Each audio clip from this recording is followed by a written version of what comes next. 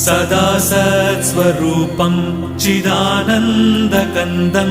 जगत्सम्भवस्थानसंहारहेतुं स्वभक्तेच्छया मानुषं दर्शयन्तं नमामीश्वरं सद्गुरुं साईनाथं नमामीश्वरं सद्गुरुं साईनाथं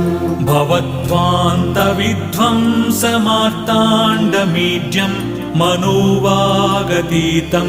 मुनिर्ध्यानगम्यं जगद्व्यापकं निर्मलं निर्गुणं त्वां नमामीश्वरं सद्गुरुं साईनाथं नमामीश्वरं सद्गुरुं साईनाथं भवाम्बोधिमग्नार्दितानां जनानां स्वपादाश्रितानां